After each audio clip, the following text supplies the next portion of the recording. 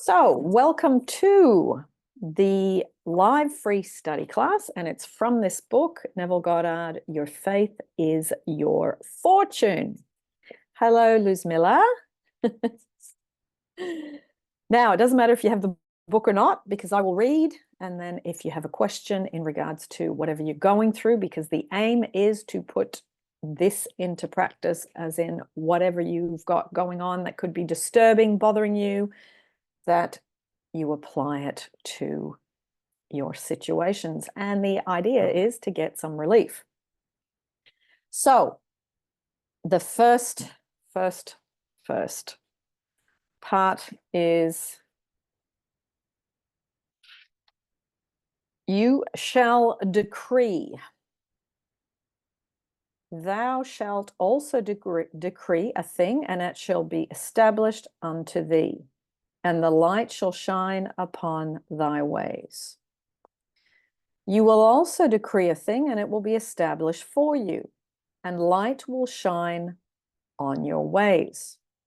Thou shalt decree a thing, and I shall come to thee, and light shall shine in thy ways. Job 22.28.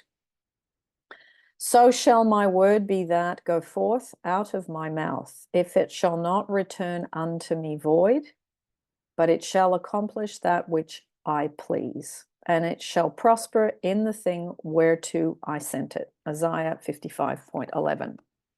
Man can decree a thing and it will come to pass. Man has always decreed that which has appeared in his world. He is today decreeing that which is appearing in his world, and he shall continue to do so as long as man is conscious of being man. Nothing has ever appeared in man's world but what man decreed that it should.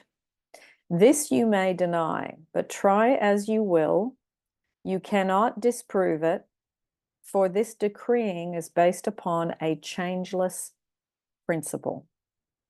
Man does not command things to appear by his words, which are, more often than not, a confession of his doubts and fears. Now, I'm going to read that bit again.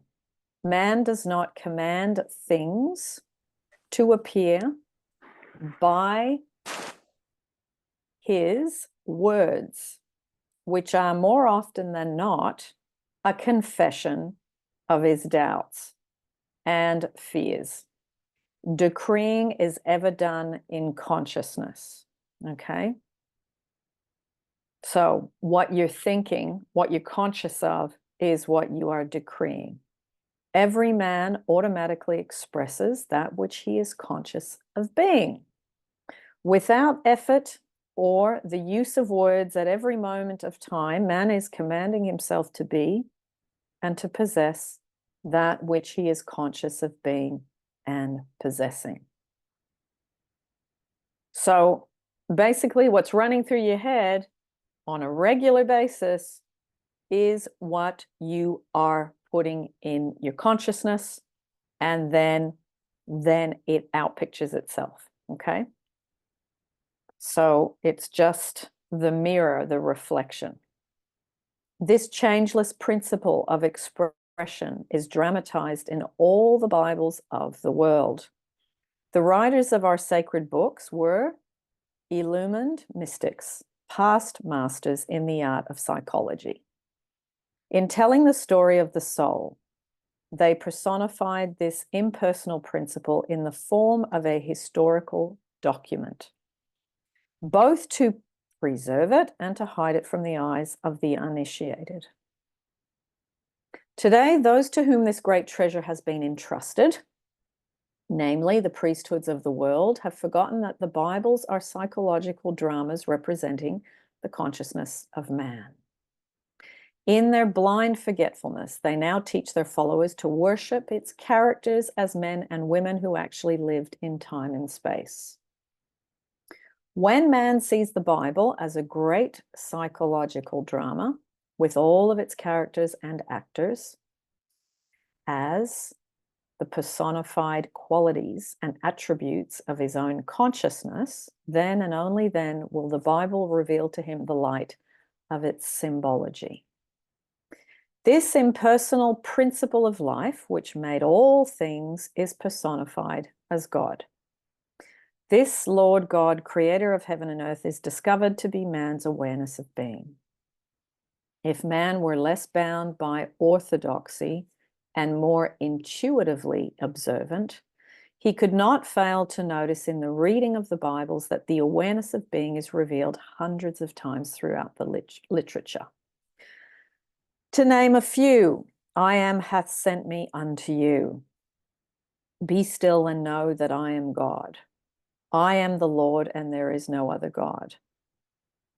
I am the Lord, and there is none else. There is no God besides me. I am the Lord your God, and there is no other. I am the shepherd. I am the good shepherd. The good shepherd giveth his life for the sheep. I am the good shepherd, and know my sheep, and am known of mine. I am the door. I am the door. By me, if any man enter in, he shall be saved, and shall go in and out and find pasture. Verily, verily, I say unto you, I am the door of the sheep. I am the resurrection and the life. I am the way. I am the way and the truth and the life. No one cometh to the Father but through me. I am the beginning and the end. I am the Alpha and the Omega, the beginning and the end, the first and the last. I am Alpha and Omega, the beginning and the ending, saith the Lord, which is and which was and which is to come, the Almighty revelation. I am, man's unconditioned awareness of being, is revealed as Lord and Creator of every conditioned state of being. If man would give up his belief in a God apart from himself, recognize his awareness of being to be God, this awareness fashions itself in the likeness and image of its own conception of itself. He would transform his world from a barren waste to a fertile field of his own liking. So, I'm going to read that bit again. If man would give up his belief in a God apart from himself, recognize his awareness of being to be God, this awareness fashions itself in the likeness and image of its conception of itself.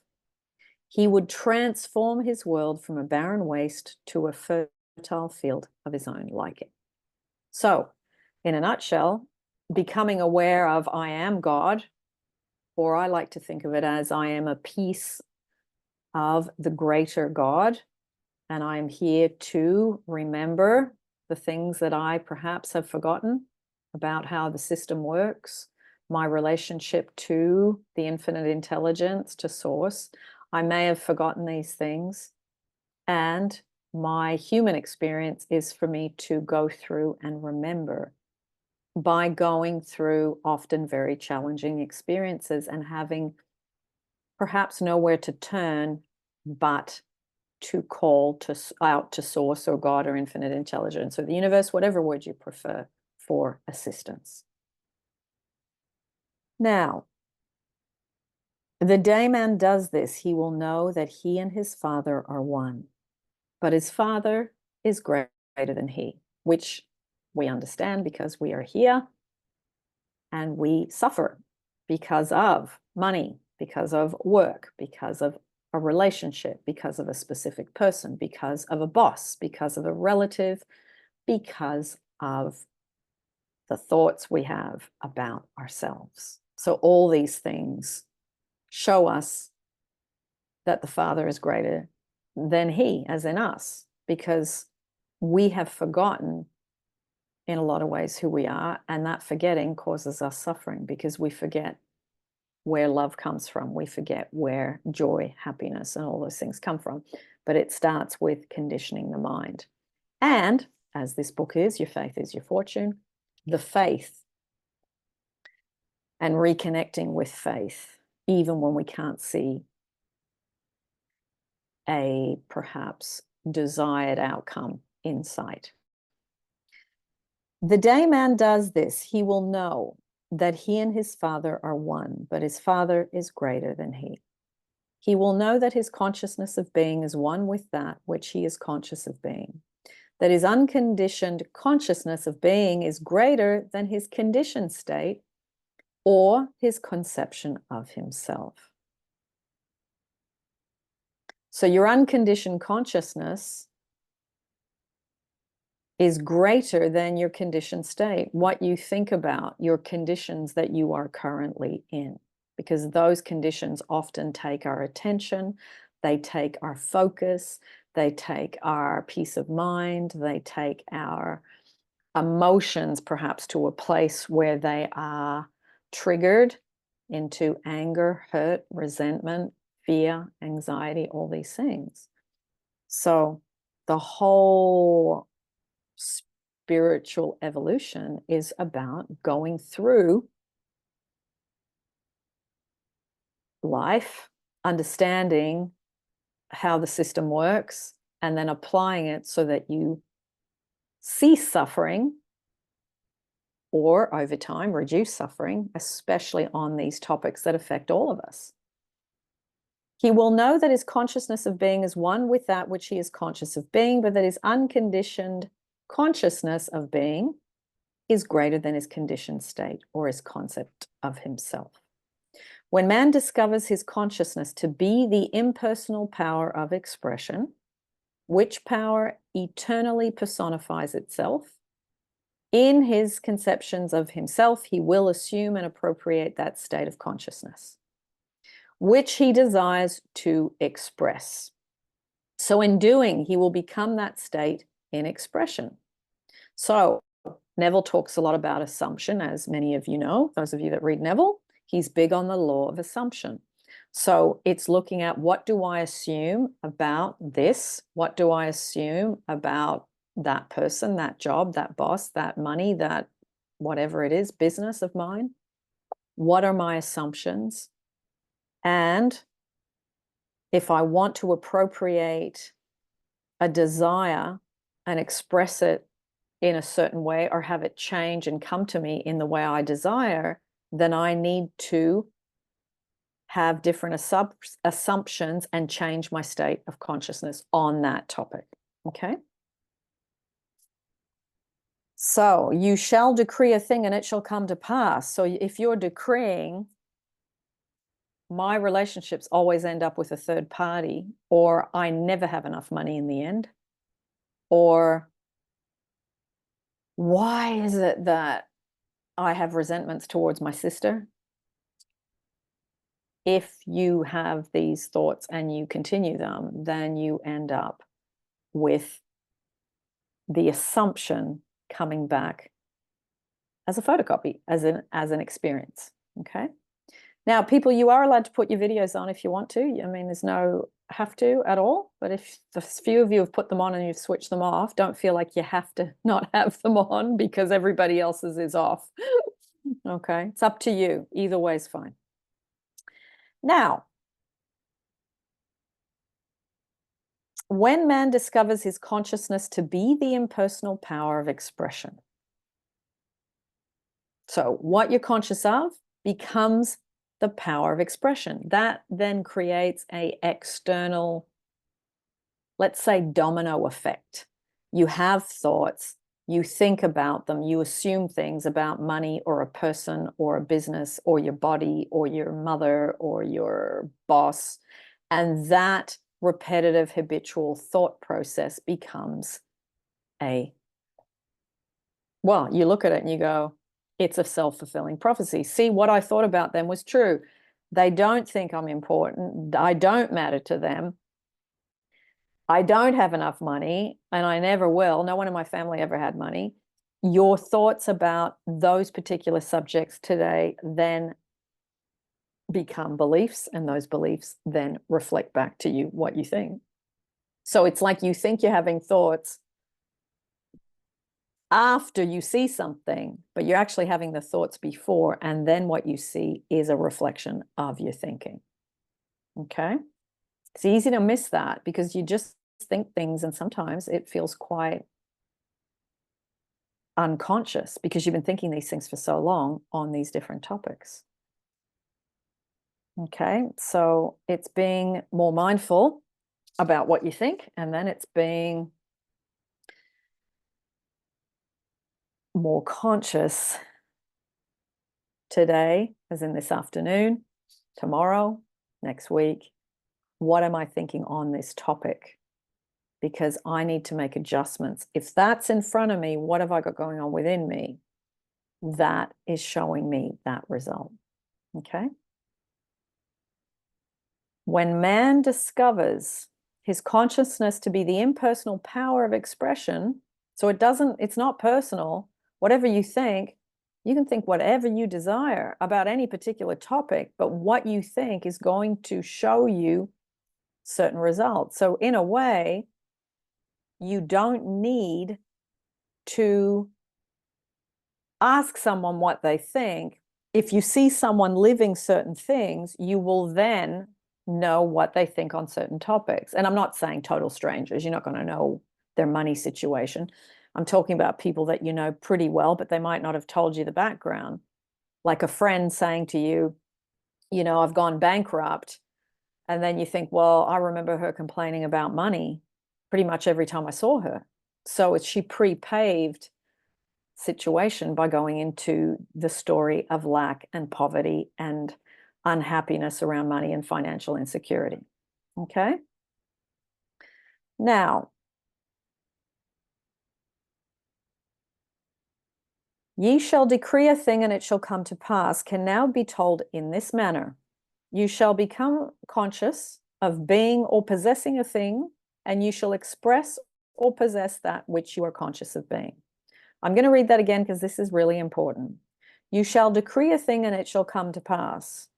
What does decree really mean? Just making a statement, commenting, having a thought.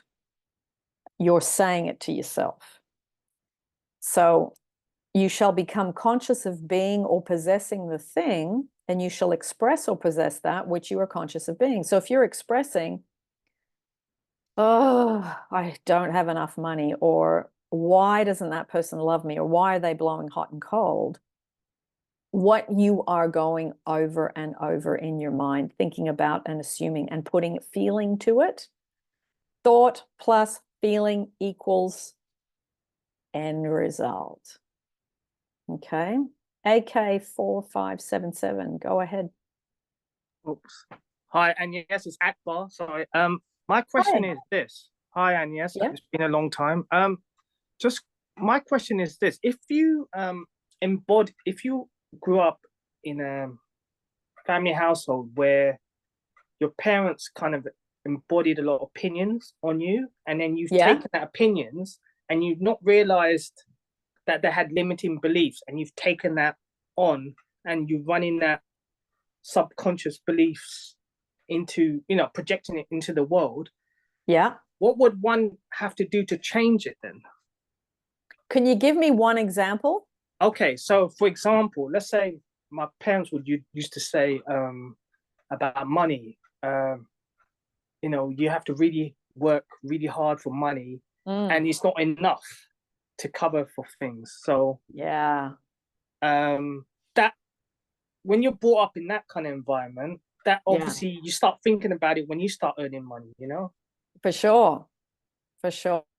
And I do think, Akbar, that the generations above us, that was a bumper sticker for that generation. You have to work hard for money. Like that was a badge of honor, something to be really proud of. The people that worked hard were the people that were the most respected. Right. And that makes sense at that time. Sure. Whereas now we go, why would you want to work really hard, burn yourself out and not have enough money and then pass that on to your kids? Like from now, from where we're standing, you go, working less hours, being smarter with how you work and working out ways to earn more money per hour or earn passive income or have, people buy shares, property, bonds, businesses, whatever is your way of bringing money in. that makes more sense than working hard. So that's how you change it, is you go, okay, hang on. I know that I don't want that belief from my parents. I've got some really good beliefs from my parents, but that one, that caused a lot of strain and stress in the family. So I'm going to say, if it's, I have to work hard to make ends meet, because they said that a lot. We've got to make ends meet. Like they're never touching, they're never quite there. Yeah, sure, sure. And I get it, because that was definitely, I heard similar things to you. So it's like, okay, I know what they were trying to say. I know what they were trying to do. I know what they were trying to get across. And I will bring to the work that I do my being of service, doing a good job, even giving a little bit extra if I can, if I find ways to give a little bit extra, because in this day and age, it's all about how can I do the minimum and get the maximum, which I don't think that's much better. So you go, okay, I'll do all that, but then I'm going to say, how can I work smarter? I now work half the hours for twice the pay. I used to do that one a lot, Akbar. I work half the hours for twice the pay. And then that doesn't mean I'm not working, but it definitely means I'm not working hard, because hard means it's causing me some kind of strain and Trauma. stress. Yeah. Yeah. So you go, okay, I'm happy to work, but I'm not going to work using the word hard. I'm going to say I'm going to work smart, and I'm going to be able to take care of myself in the process. And I'm going to work out ways to look after myself better and better, and to work less, but output perhaps being of service more. And so you just look at it and go, how can I soften? You have to work hard, and I work easily and effortlessly. I work half the hours for twice the pay. Why does money come to me so easily? It's crazy how much money comes to me. And you basically make the statements that are the opposite, and you practice them, and you let go of the old man, because the old man is you have to work hard, and I got to try and make ends meet. That's the old man. And when you say that, it's like, whoa, it just feels heavy, and it's often attached to being weary and exhaustion. I mean, so many of us that are the kids of the people that said those things, like your parents, like my parents, it's like those people often were exhausted when they got home. They didn't have enough time off. They didn't take many holidays, if any at all. And it's like they spent all this time saving, which is totally the opposite of now. I think saving is a good thing, but not to the expense where you never allow yourself anything. There's that extreme. And then there's the total extravagance and never saving, and, blowing your money and acting like, So do you need to, teenager. Yeah. sorry, do you need No. to, instead of being a hoarder, Yeah. or save, someone that's extreme saver and someone that's an extreme spender? I mean, I was a spender as well. Yes. Yes. So I don't know how to get the balance right. That's the thing. Because I can go from that side where I'm saving money for something, and I can go to the spending side. Once I start spending, I'll spend. So yeah, that's the thing. I find it very difficult. it is. I think it's tricky to regulate yourself. Like, I know it's taken me years to go, okay, like you're saying, you either deprive yourself or you go, I've had enough of this, and I'm just going to get that thing, screw it, and you kind of rebel against all your saving, or trying to pay everything, or keep all the plates spinning, or not going into debt, or all these things. So I think what I've noticed with me, Akbar, is the more I've worked on those statements that I said to you before, it's like the peaks and troughs are less, and it's more like this. So you spend a bit, you feel grateful that you had the money. I basically go, okay, I don't go into debt a day at a time unless it would be for property. So I go, okay, I set that for myself years ago because I was $40,000 in debt and I couldn't sleep at night because I couldn't breathe from the stress of it. So I thought, I've made this for myself where I lay in bed and I can't sleep. So I've got to get myself out of here. And, you know, like Alcoholics Anonymous, they don't drink a day at a time. There's Debtors Anonymous, they don't go into debt a day at a time. So I thought, if I don't go into debt a day at a time, I can still purchase certain things that I need if I have the money. But do I want to take my little bit of savings out for that? You know what? I'm really tired this week. I really need a massage. Like, I've been working a lot, so I'm going to give that to myself because that's part of my self-love and my maintenance. But I wouldn't go for a massage 3 times a week for the whole month. Like, you kind of, you do stuff, but you don't blow out. So the more you practice the statements, the more you look at how your parents thought and the trajectory they went on, and you kind of overview and look at it. And you go, okay, neither extreme is the right way. I'm going to bring myself in and I'm going to practice basically respecting money, and then money will respect me. So it's an ebb and flow that I think it happens gradually. As you're aware of the spending and the hoarding, you go, okay, I'm going to, you know, I used to keep a notebook, Akbar, and write down the date I would buy something, like say it was something. I do that as well. Yeah. I've been doing that for about 14. I've stopped the last couple of months, but I've got all my receipts of all the stuff I bought and spent and everything. Yeah. I found looking at the dates, because you go, okay, when's the last time you bought something? So you look and you go, gee, I haven't bought anything for 3 months. Okay, I need to loosen up here. I'm getting too tight. So when you've got the dates, because it's all factual, the date, the amount, what you bought, then you can kind of go, okay, I'm getting too tight on the reins because now I'm not letting anything out. And that comes from fear. And then the blowout comes from tightening in for too long. So as you practice your statements, as you relax, there are two meditations. One's called the money chest visualization. The other one is a money meditation. When I upload this, I'll put the links in the description, but the money chest visualization is really simple. My law of attraction friend and I created that together. And also the money meditation, which is about radiating love to money, because we often radiate anger, worry, fear,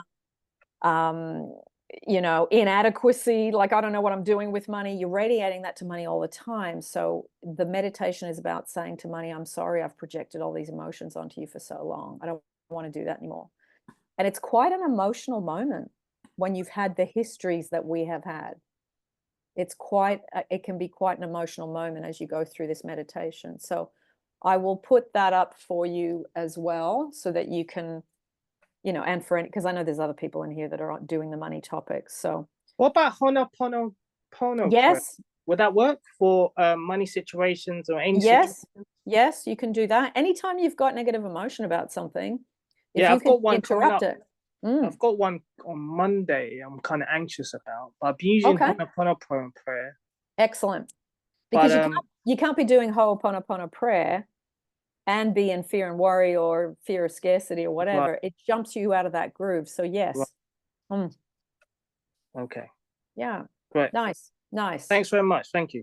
Good questions. And I think very relevant to many of us, that one. Okay, Laszlo, I'm going to take your question now before I read a bit more.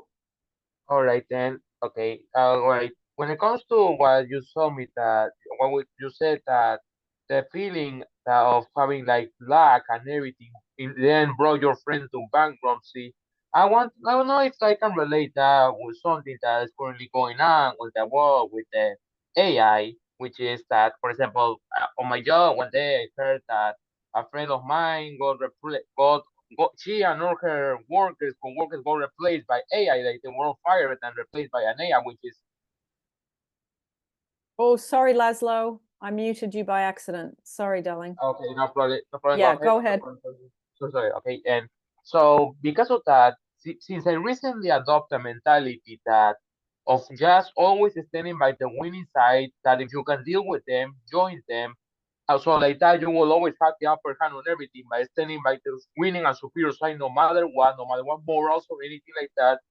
I was wondering, like, if we can maybe do that with the AI, like maybe becoming one with it, merge with it, like joining the winning side of things, like or being able to evolve in perfect sync, staying by the winning side of the AI and everything. Because eventually, even though I'm from a third world country, which will take more time for the AI to arrive, but they will eventually do so.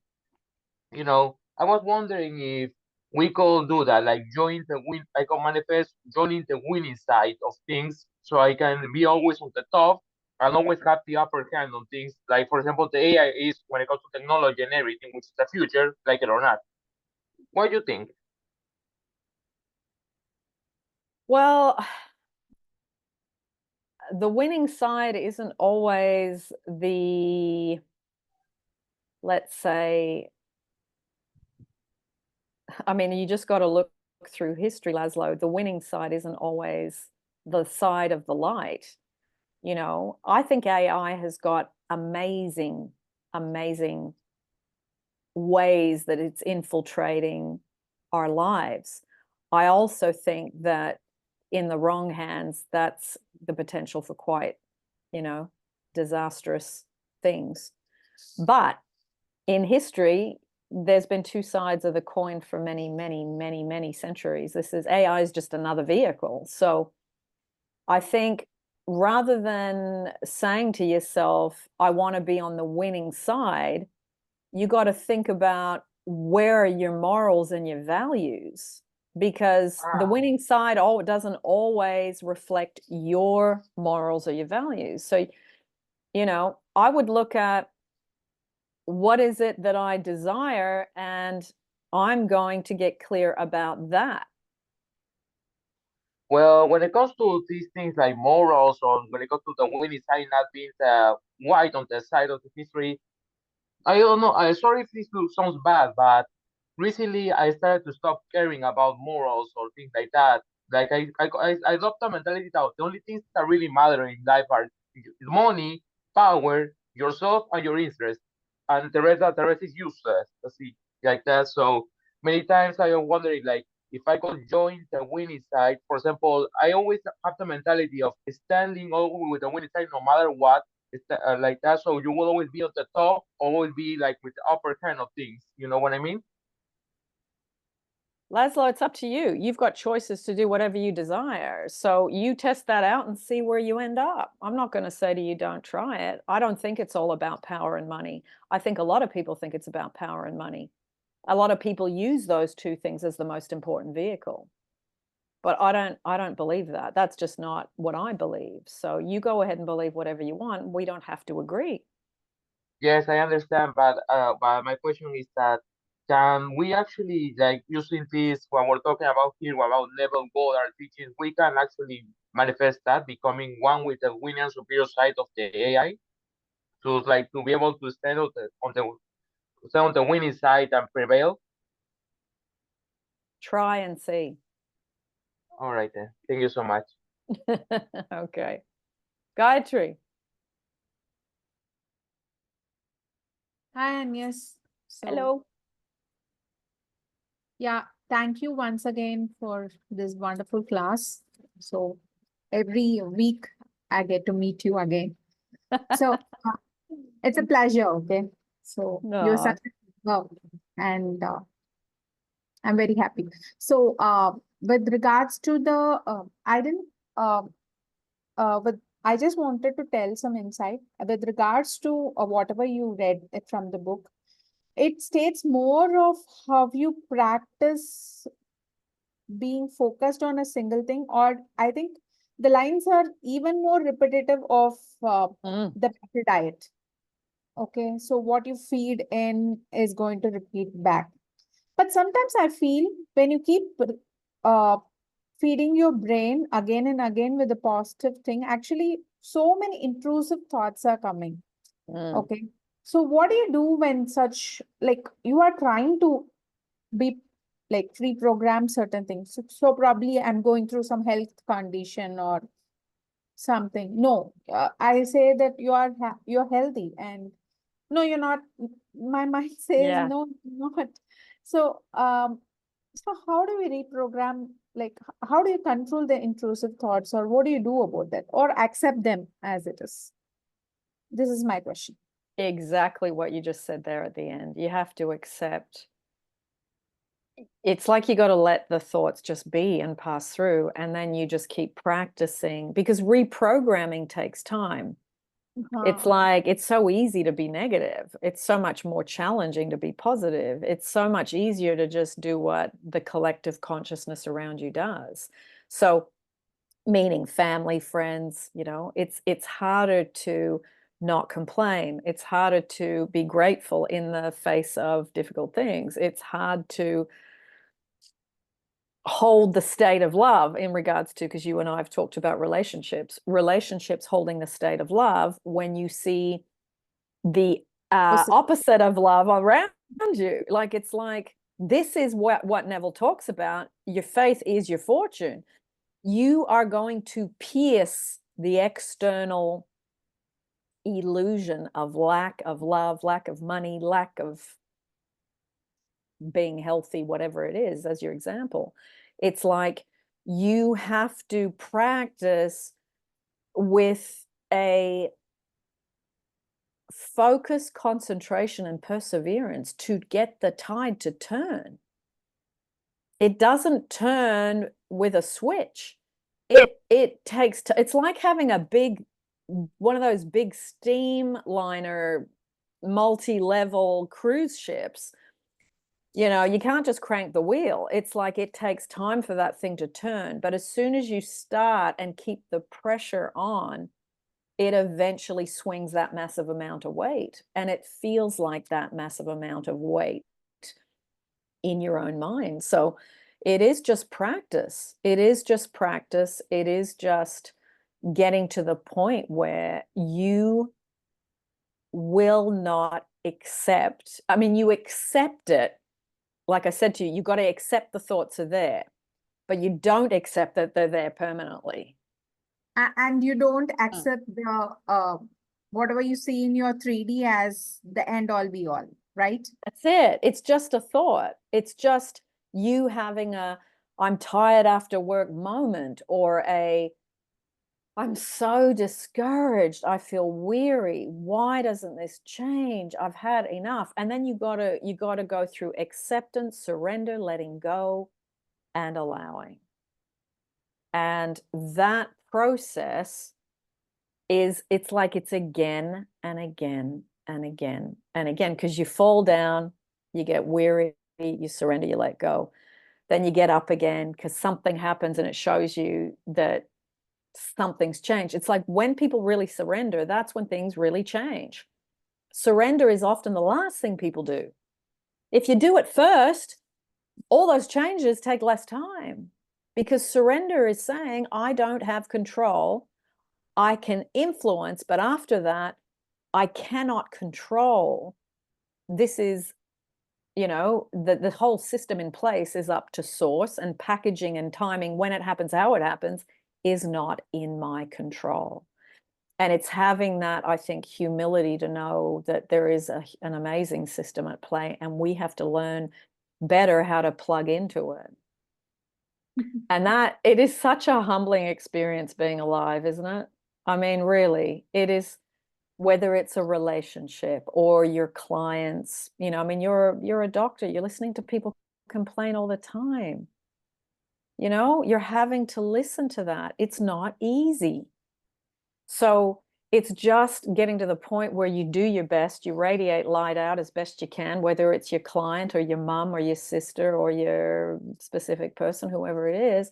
And then the rest of the day, you say to God, I did my best, I was of service, and now I'm going to say to myself, I'm satisfied with you. You've done the best you can today, and you let go. And then tomorrow you wake up, you start with Ho'oponopono. You might say, you know, isn't it wonderful what's happening to me now? You start your day like that, and you start the day the best you can. And then as the day goes on, often you start to slide as you get more tired, you get hungry, you get, you know, you might get a cold, pick up a cold from someone, whatever. Things come in and they affect that ability to do that. But You get another 24 hours tomorrow. You get another 24 hours, and you just keep doing your best. And there are days where you're going to feel angry, upset, hurt, unloved, needy. You move through it the best you can. And the game, like Florence says, Florence Scovel-Shinn, the game of life, it's between you and you. You're playing off yourself. How positive can I be? How can I stay steady when someone has just said, you're doing a bad job, or I don't want to be with you, or you are just about to go bankrupt, your accountant says, or whatever. When you hear information, can you still stand tall and say, I'm going to have faith that this will be different, and the different will be that I overcome this, or I learn a lesson. And that, you know, it's ongoing, Gayatri, the humility that we learn from it all. And with regards to power also, so you're powerful not because I think you're able to manifest or you can change your reality or you can change people. I think the real essence of being powerful in what Neville says as you are like God is you are powerful in the midst of the very bad circumstances. You have the ability to create in the midst of anything which is very or it is not good, or the old, or whatever the situation or whatever. Yeah. So I think the power lies there. I think that's what Neville says, that you are God, or like, or the Bible says like whatever. Because despite all the circumstances, you have the ability to create and stay in a particular state. That's where your Yes, power that's lies. right. Well said. And the thing is, countries, governments, religions, spiritual groups, the medical system, the education system, they're all systems that if you keep pushing against it, you will burn yourself out, because these systems have been in place for a long time. Now, it's not saying that within a not so good system, you can't connect with one person and bring out the best in them, because the system is made up of people, but the system often benefits one group of people and not the others. So you go, all I got to do is get myself into a state of having faith, into a state of feeling healthy, wealthy, whatever it is that you feel like you haven't got within you. Put your focus on within and then bring that change to the external. And as you do that, you affect one person here, one person there, one person there. And the game is for you to be able to get good at being more consistent at staying in those states, which is the state of faith, love, positivity. And that, I mean, all of you here know, because I've had contact with all of you over time, being a balanced, grounded person that is not always tossed around by what's going on the outside, whether it's your personal life, your government, your, you know, family, your religion, your politics, all of those, even people's sports team affects them mentally and emotionally. So it's who am I going to give my power away, or who am I going to say, you know what, I'm not giving my power away to that anymore. Fascinating. It really is. Holding yourself in that grounded state is a big deal. Amazing. Really. It is, but it's possible to get better at it. I mean, I look back, I've been doing this work since 30 years ago. I was terrible at it. I was yelling and reacting to everything years ago. I was always angry, or always worried, or feeling guilty, or feeling unloved, or whatever, because everybody out there had to change for me to feel happy.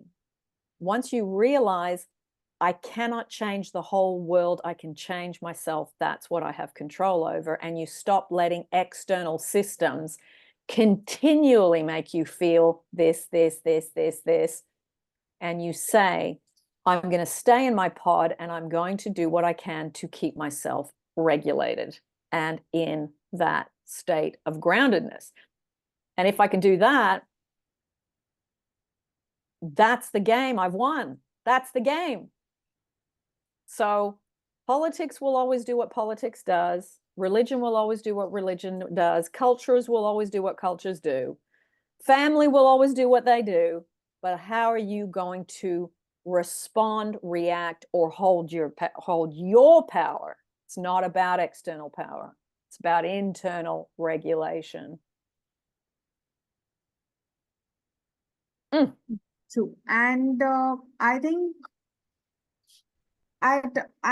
even one statement where you said that how you respond to your, like how you look at your mother or your boyfriend, or you look at your, I think you also become a real creator, and your real power lies in raising your consciousness where you can uplift the other human being from where they are to another level. Like Correct. looking at them in a loving way, or Yes. like, yeah. That's right. That's right. And it doesn't matter who it is.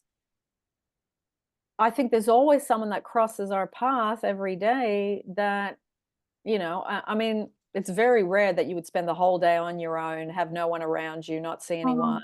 Like there's always someone that comes across your path. So are you going to complain to them about something that's going on, or are you going to uplift them by listening and then perhaps sharing something that gives them relief? And that might be some of your experience. It might just be a kind word. It might just be a smile. It might be, you know, it could be anything. Depends how close they are to you and how much conversation you can have. Love. What's that? It could be just that you're, whatever you said, you're radiating love also. Yeah. Yeah. It could even be silence. SP, do your SP, like when he's nasty and Yeah, that's right. It's, boy, it's a, every day you've got the chance to practice. It's again a new day, again a new day. How well did I do today? Did I complain today? Yeah, I did. I complained for about 20 minutes to my neighbor about my landlord or whatever. Okay. I want to maybe not do that next time. And I want to bless my landlord, even though he's not doing the right thing right now. But I'm going to remember he's a person and he's got his own things going on. And I don't know what that is. So I'm going to rise up in my thinking and I'm going to bless my landlord.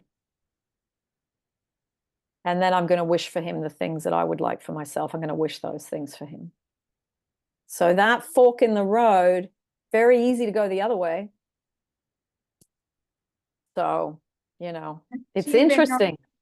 Yeah, especially when you're manifesting a specific person or something, which is very deep in you, and you have this intrusive thoughts, like you are trying to put a focus on them. No, they are loving, they're kind, they're caring, and you're trying to put, but no, that's not true. No, that's not true. So the intrusive thoughts, or you become angry in a second. Yeah. But then I think that is the old man popping up again and again. It's the old man again and again. Yeah, that's it. And every time you read this Neville, something is clicking in my mind. And next time, pop. Today I was suffering from this. Like I had old man popping, and when you read it, I got, oh my God, I was doing this old man thing. Yeah. And Gayatri, I did it today too. I did it today. I've got a friend staying with me, and I did the same. And I thought, isn't this interesting? I didn't do as well today either, because I was going over something negative that's been bothering me. And I thought, I mean, she does personal development work so we could get to a place where we got to a solution. But I was in the state of the old man too. I was complaining about something and I had my hands on my hips and I was, you know, and then I thought, wow, you still doing that too. You've got some improving to do. You've got some work to do. So it's like, even when you've been doing it for years, you're only as good as today. You're only as good as today. So that's where the humbling part comes in. And rather than thanking the person for making you go through this spiritual journey, you keep criticizing the person so that you can feel good from it. And that's it, right? So Yeah, well, there's I know I'm right and that person's wrong, so therefore, but it doesn't matter but who's I'm right not or saying you. yeah, but- no, but I am saying me. It's like it doesn't matter who's right or wrong. You are creating a moment of uncomfortable emotional moment in your body while you're complaining, while I was complaining in that case. So you go, okay, I don't get that time back. So maybe tomorrow think about, ooh, let's go for a walk and do Ho'oponopono, or let's read something from Neville and remind to focus on changing my old man, like you said. Okay. At last, I would like to share with you something. So, I know that this is a Neville Goddard class, but I would like to read to you this statement. Who is it? You know Ramana Maharishi? Have you Yes. ever? Yes. So I would like to read his quote for you all. I want to Okay. Okay. So, the degree of freedom from unwanted thoughts and the degree of concentration on a single positive thought are the measures to gauge spiritual progress. So I think it also resonates to the thing what Neville says, like Yeah. how you're able to focus on what you want and you don't focus on unwanted. Or I would say that focus on, like how you say, focus on I'm loved and I'm loved. Yeah. Yeah. That's You can it. And that is actually, this is a spiritual journey. I can understand, like, Yeah. various authors have told in various different ways, but I think. And the message is often very similar, even though it's said in different ways, different languages, different eras, different books. It's like they're all pointing in the same direction. So thank you. That was lovely. Thank you. Okay, I'm going to read a bit more. Oh, where were we? He will know that his consciousness of being is one with that which he is conscious of being. But his unconditioned consciousness of being is greater than his conditioned state. So what you think about yourself, what you are conscious of, is greater than what you are experiencing, your conditioned state, what you are going through right now. So the more you can put your consciousness on something that is something that will raise your state of being, something that will make you feel better, that is where the power is. So the state, the condition, the experience on the outside can change, but only when you make the change mentally first and then in the feeling place. The feelings come after the thought process. Okay? When man discovers his consciousness to be the impersonal power of expression, which power eternally personifies itself in its conceptions of himself, he will assume and appropriate that state of consciousness, which he desires to express. In so doing, he will become that state in expression. So you become on the outside what you have already changed on the inside, but there can be no external change until there is a change in your consciousness on that topic, whatever topic it is that's bothering you. You shall decree a thing and it shall come to pass. Can now be told in this manner. You shall become conscious of being or possessing a thing, and you shall express or possess that which you are conscious of being. So what you're conscious of being, what thoughts run through your head on a regular basis with emotion is what you will see on the outside. The law of consciousness is the only law of expression. I'm going to read that again. The law of consciousness, meaning what you are conscious of is the only thing you're going to see on the outside. I am the way, I am the resurrection. Consciousness is the way as well as the power, which I think this is spelt wrong. Resurrects, I think that's supposed to say. There's a spelling mistake. And expresses all that man will ever be conscious of being. Turn from the blindness of the uninitiated man, who attempts to express and possess those qualities and things which he is not conscious of being and possessing. So you turn away from people who attempt to change the external circumstances without making a change on the inside. And be as the illumined mystic who decrees on the basis of this changeless law. Consciously claim yourself to be that which you seek. Consciously claim yourself to be that which you seek. Again and again and again. That's what you have to do, which is what Akbar and I were talking about. It's like you can't just jump into wealth when you've had poor thoughts as a child. It doesn't happen straight away. But if you see what your family put into your mind and you understand why they did it, it's not that, it's remembering. You can't judge the past with today's eyes because things in you have evolved. They did the best they could, but now I want to have different thoughts because I'd like to enjoy more money and to feel more free. So consciously claim yourself to be that which you seek, appropriate the consciousness of that which you see.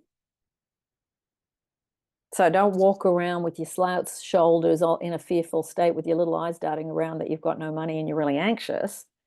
Stand up, straighten up, breathe, relax, surrender, and say, I am wealthy, I am rich, I am successful, not to the outside world. The game is not out there. You say it to yourself until you believe it.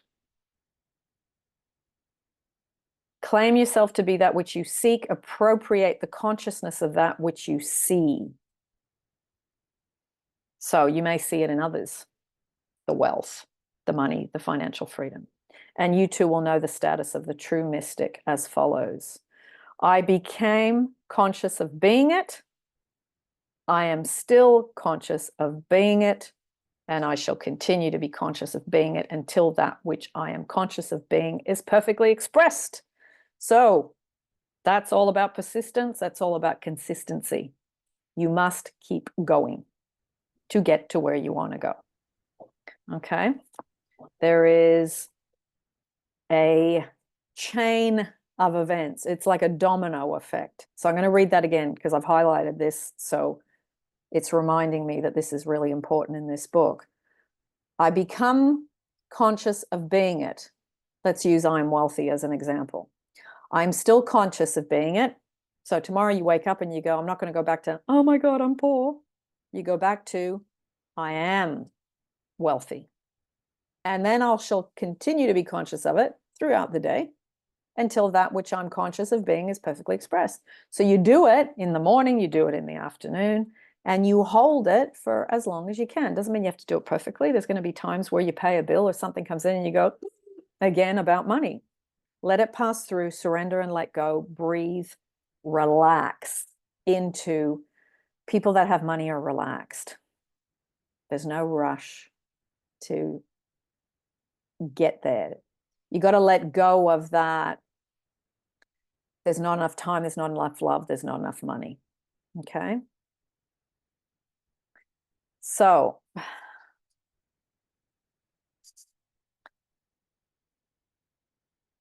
I shall decree a thing and it shall come to pass.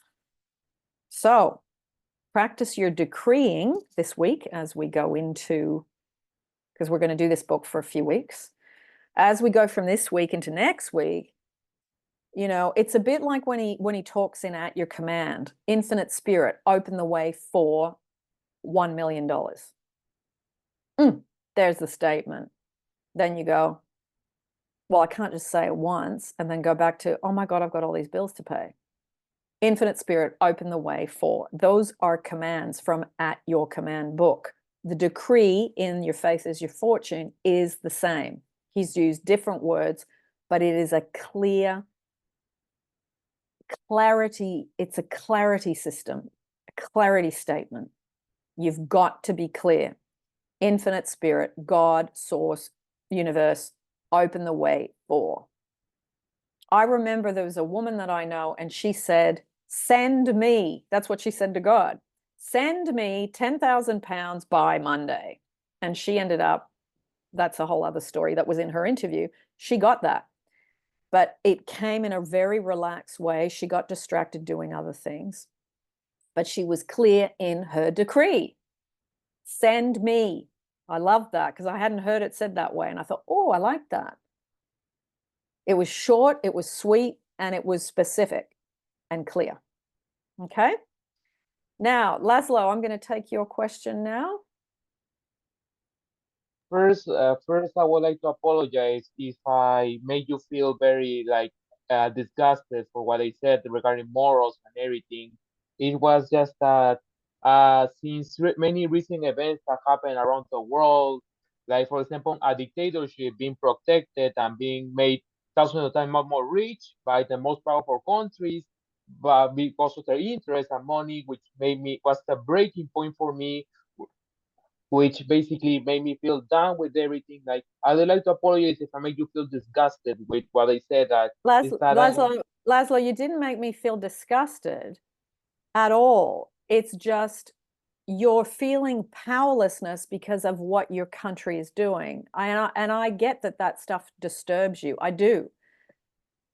Because some things that our countries do, our politicians do, our leaders do, is disturbing. But we can't go out to control. We have to regulate our internal reactions, because you can't control or influence a situation. You can't control a situation. But as a collective of people within a country, you cannot influence when you are out of control internally with your emotions, is what I'm saying. So yes, you understand the work has to be done within to regain your power. It's like, Laszlo, you and I have talked a lot about different things over the last 4 or 5 years. You cannot gain control on the outside when you're feeling totally out of control on the inside. It's not going to happen. So you got to work on your internal feeling of uncomfortability, feeling totally, whether it's anger, frustration, rage, intense fear, all those things. You've got to process those emotions to then be able to think clearly to be effective.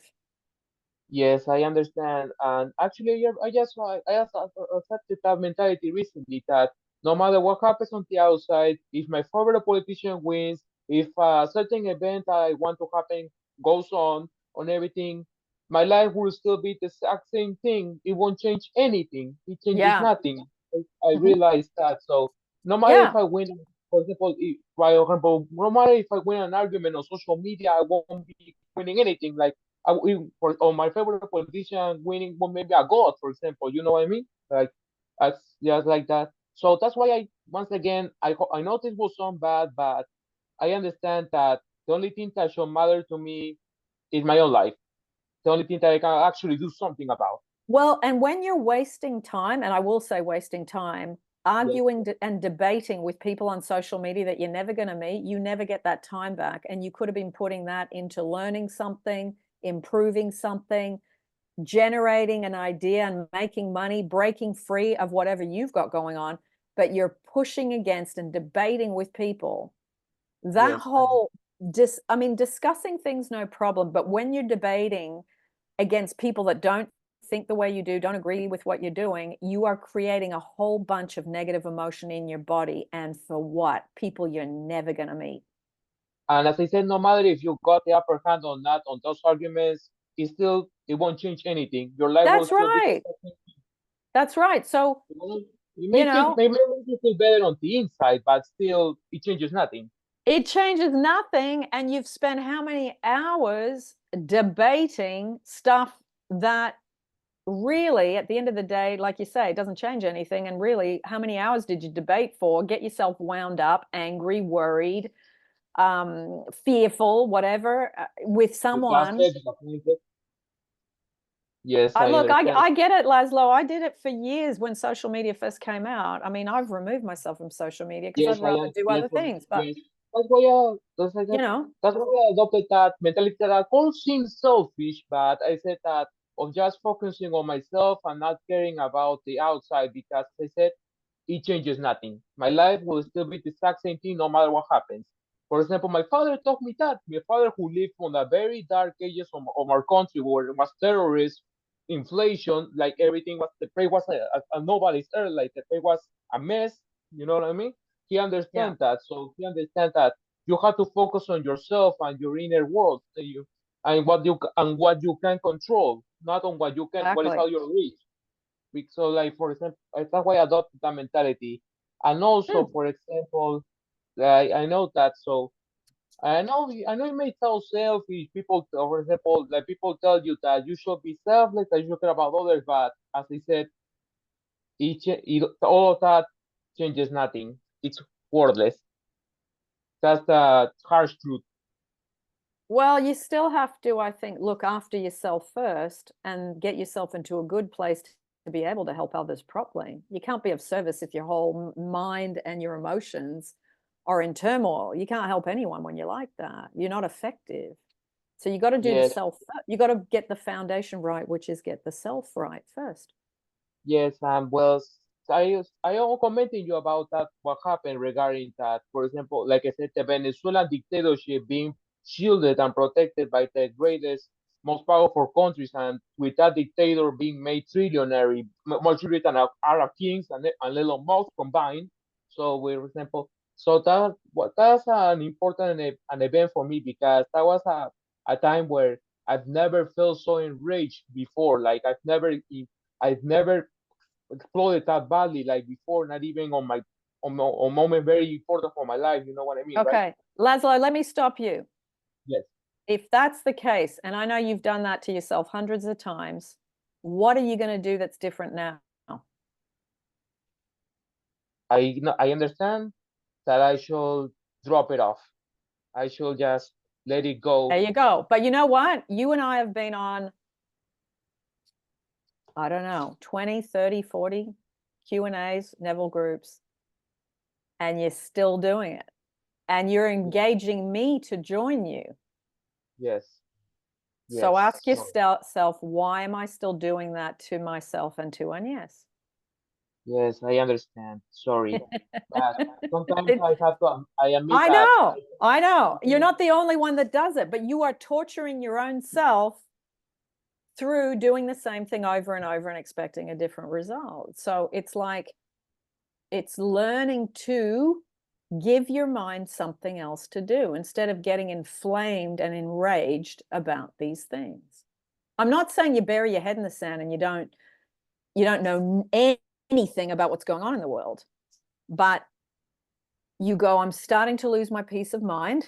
I'm pulling myself back and I'm getting off here. And I'm going to go and recalibrate myself. I'm going to go and regulate myself so I balance myself back.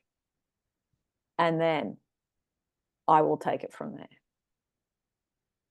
yes, I understand you perfectly, and yes, it's that. For example, like I said, that's something that is currently bothering me because sometimes, for example, it happened on 2022 that where I met a person on social media that seemed to be a very good person, talking about morals, privileges, and everything. But during that time of 2022, February 2022, there is one that happened where that dictator was shielded and made trillionaire. You know what I mean, right? Okay, Uh, Laszlo, stop. You're doing yes, it again. yes, yes, I It, understand. we're Sorry, sir. 2024. You're going back to the old story to what happened then. You're going to, if you want some relief, stop doing that to yourself. And I'm glad you're saying it out loud because we all, I'm sure everyone here relates to going back and torturing yourself from stuff from the past. Yes, I You understand. make a decision to do something different rather than infecting yourself again and again and again and again with people, with discussions, with debates from 2022, 2020, whenever it is. You are in a state of continually reinfecting yourself with things that cause you mental and emotional disturbance. Yes, I understand you perfectly. sometimes I reflect upon myself that yes, not only with that, but with many other things, I tend to hold them off like scars that never that all just keep bleeding endlessly. You know what I mean, right? Sometimes I think about it that like fatal wounds that will never heal. Say that last bit again. Like like fatal wounds that will never heal. Sometimes I tend to imagine Ah, that, or tend to, or like when something is or like a knife is always start turning your back, twisting that constantly bothers you. You know what I mean, right? yeah. Yes. And But Leslie, you know what? There's a girl that said to me years ago, and she was 10 years old, and she had a father who was pretty much a useless dad. And she said to me, when I asked her about her father, she said to me, my dad's not around much. I said, oh, okay. And she said, but I don't need to have a good dad to have a happy life. She understood that at 10.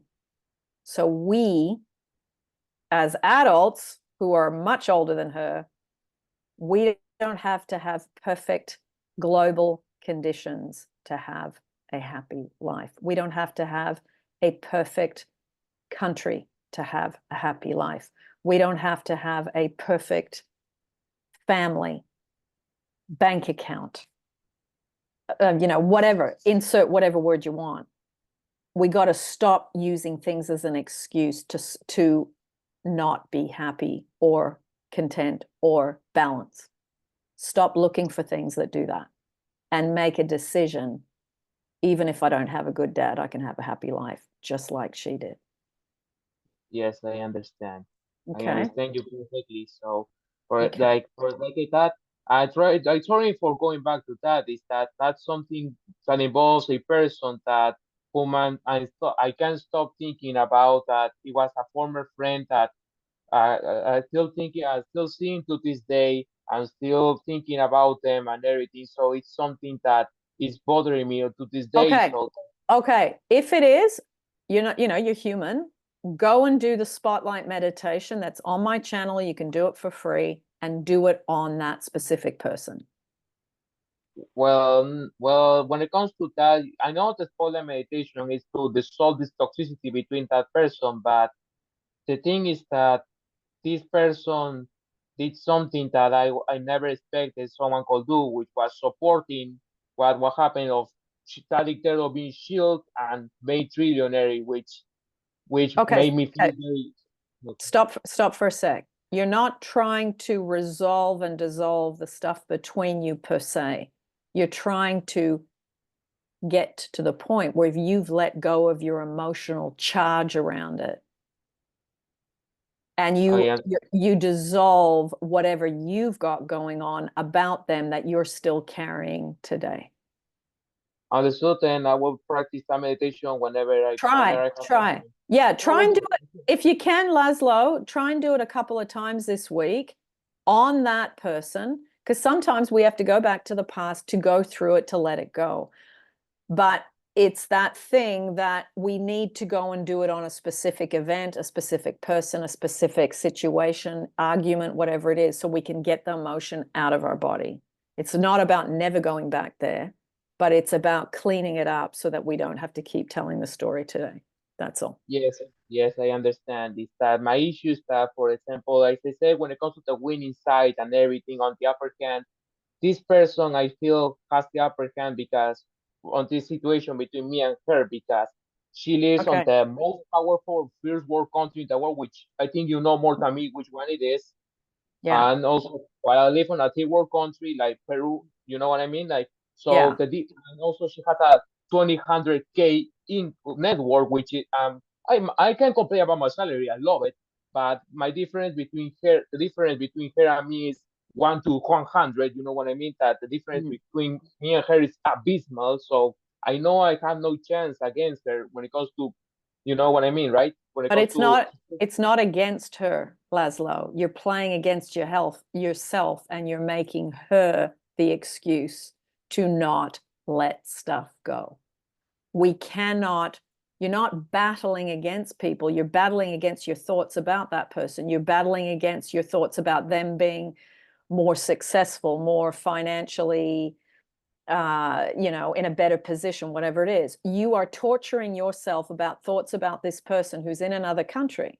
So can I suggest, do the meditation, stop talking about it externally and go and do the inner work, and then see how you go. Yes, yes, I understand that. I know, and I know that if I am for that person who I am no existent because I'm not even dead to that person.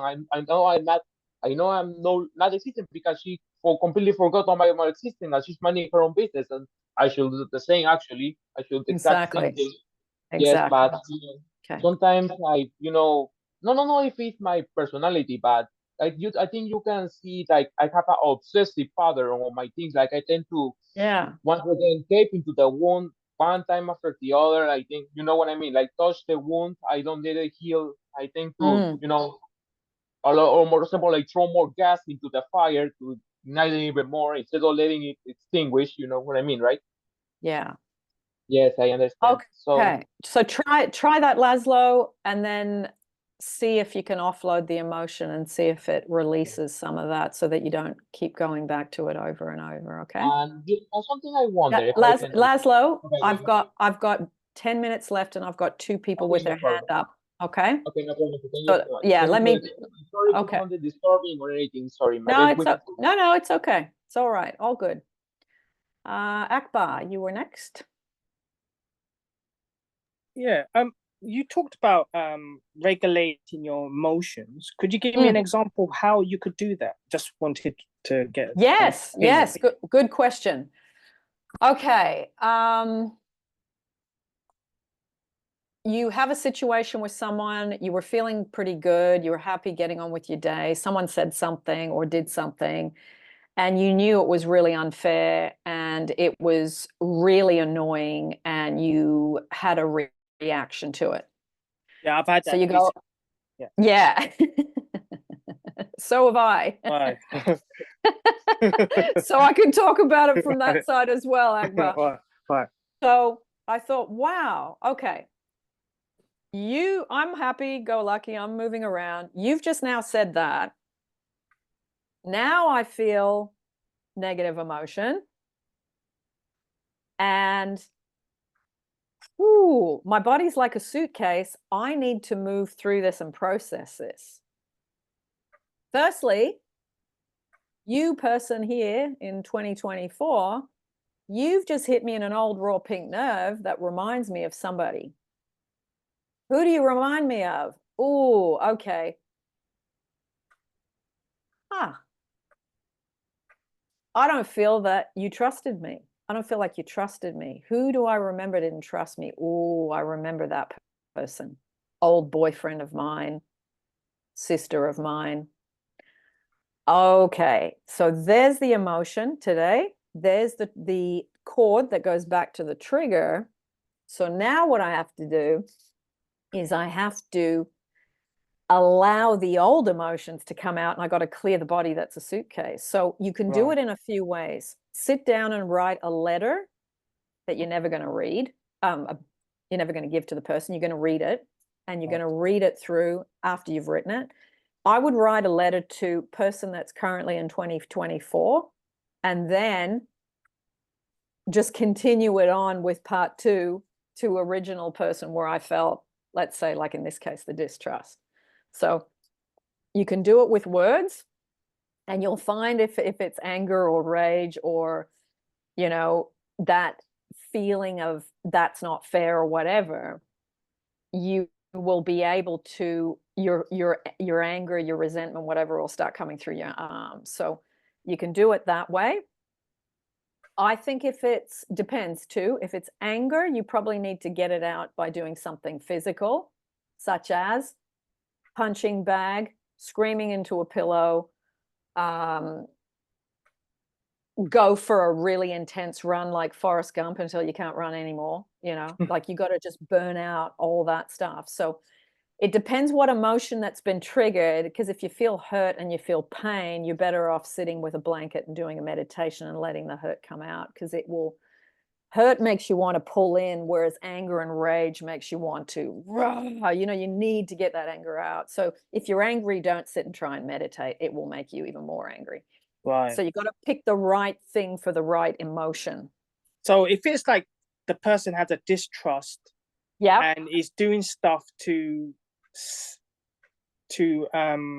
sabotage me, if you know what I mean. Like, for example, like this person's a coach, and they, for some reason, I don't know, and probably my projection, that they just had a initial dislike. Okay. And each time I meet this person, it gets worse and worse. I don't know if I'm projecting it, or if that's how they're reacting towards me, if you know what I mean. If it's stemming from me, or it's actually them being the way they are with me. So I'm not sure. Well, you know what? In regards to that dynamic, and this might help you, when you're going to a coach for help or somebody, you are them pushed out.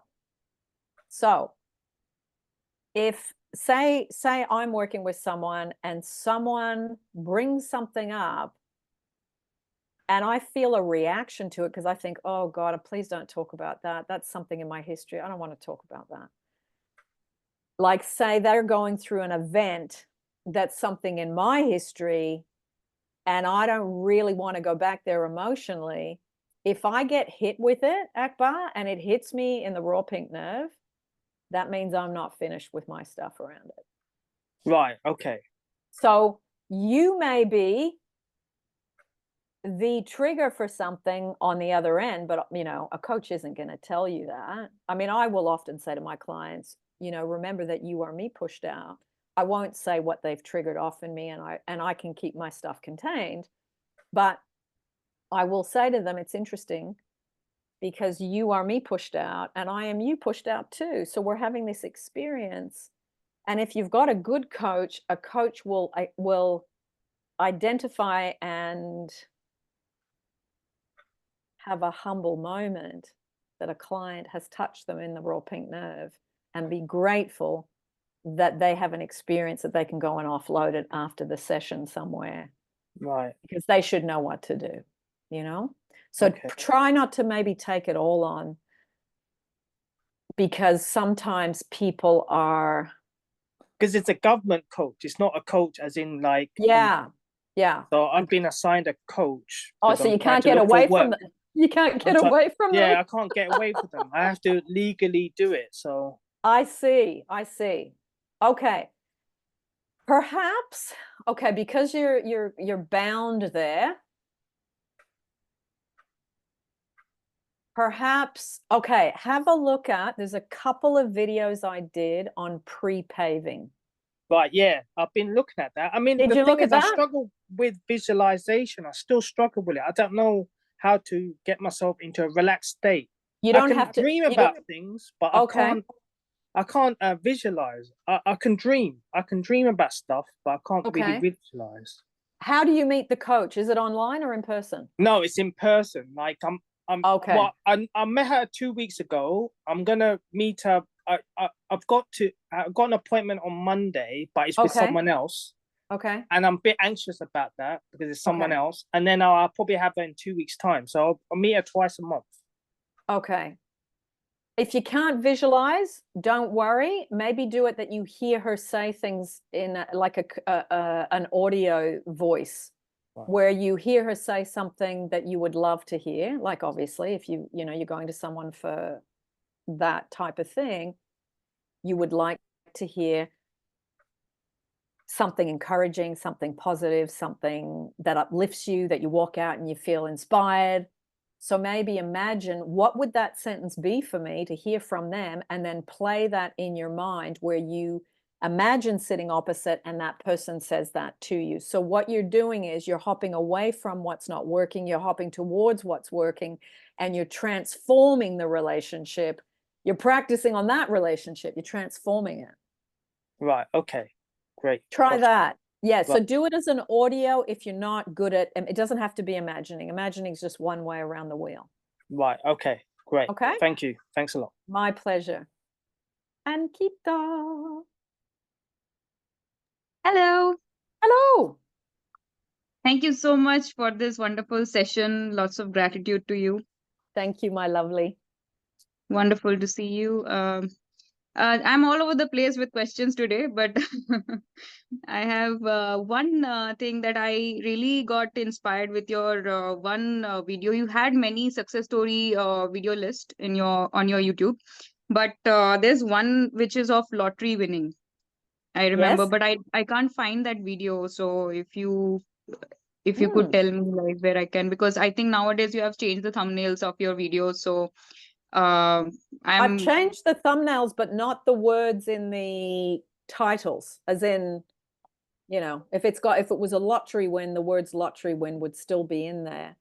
it was like a check that he used to visualize this person, and it was many years ago, like 6-7 years ago. I heard that, and it was very inspiring. Like he was pasting checks all over his room, and everybody thought he's crazy. Yeah. And he was watching it, he was just seeing that, and with that is a vision board technique basically. Yeah. So you see it day in day out, and then you visualize, and then you get that money. I mean, that's how Yeah. it happened with him. You know where that comes from? There's the movie The Secret. Jack Canfield does it in The Secret. You see in the video footage, he looks up and there's a check. Check. Yeah. Yes. Yeah. He had pasted that on the roof Yes, of of his room. Yeah. when he's in I'm his thinking bed. of doing something. You'd have to make it quite big to see the words. I mean, my ceilings aren't like right there. You have to write a big check about that big. So my main question is, I'm getting a lot of clients whom, as you said, that they are me pushed out, if we understand you pushed out theory. Yeah. So if I'm revising for another person and it's not changing, do I keep revising it in my visuals that that person's money story has changed, my own money story has changed? Should I be like persistent with that? Yes, you can do that, or you can. I mean, does it feel good to do that, or does it feel like I have to do this? I feel nothing is happening for certain people. Yeah. I did do Ho'oponopono. Yeah. You don't have to create the change in others. Okay. I just do me. Okay. No, but my partner, Ankita, he's got a psychology degree, a counseling degree, a social work degree. So he's got a lot more qualifications than me in things that are in our group, our personal development group, umbrella. And I remember one day I said to him, he said, "What's wrong?" I said, "Oh, I've had this client for 7 years and she's still telling the same story. I feel like I'm doing a bad job." Yeah. And he looks at me and he goes, "Remember this, you're not helping people." And I said, That's very wise. I said, "What?" He said, "You're not helping people. They're helping themselves. Let go of thinking that you're Jesus Christ or God." It was really funny because I was taking it personally that this person wasn't changing. True. It's not our job. That's God's department. We bring the information, we relay the information, and then we let go and we bless them to have the things they want. But after that, we let go of trying to control that. It's interesting. I'm so confused. Should I still do? I know, it's weird, isn't it? Weird. Yeah. Okay. All of a sudden you go, "What? I'm not helping? I thought I was helping." He said, "No." He said, "You're not that important in the whole scheme. People will hear the information, they take what they like, they do what they want, and they are free to choose. Choose. It's got nothing to do with you. You got to work on you when you disengage. You don't have to work on them." So it was very fascinating. He set me free that day, Ankita, from letting me go from thinking that I was not being entitlement effective or I'm not helping them properly or whatever. Yeah, that we can give, we put them in a little basket with a soft little pink blanket, and you give them to God and say, God, you take You care have of a meditation of basket Yes! and floating it off. That's right. That's right. Well, that came from that conversation. So, Nice. Okay, then I'll keep going with that. Let's see what happens. I Mm. mean, with certain clients, it works very fast, but with certain people, I don't I know. know. I Yeah, feel like and it's we are, we people get it when they get it, and people will understand it when the timing's right. That's not up to us. Yeah. okay. But any revision success stories in your playlist? Ooh, good question. Go to the revision playlist. Okay. Or put revision success stories after my name. I'm not sure. Good question. Good question. Because that will help a lot of people also, Yeah. I'm sure. Yeah. Revision, Thank you so revision, much. revision. My pleasure. Well, everybody, I'm going to have to go because I have to coach someone. So I will need to sign off. I will see you. Use the same link for next week. And yeah, we'll continue. I mean, this has been a really good discussion tonight, and it's been wonderful Thank to you, hear Anya. questions. Thank My you, Anya. pleasure, everybody. My pleasure. Thank you so much. And I'll upload Anya. it so you can I'll upload it so you can watch the replay if you want to. Thank you, everyone. Once again, thank you for everything, Anya. Thank you. Thank And you.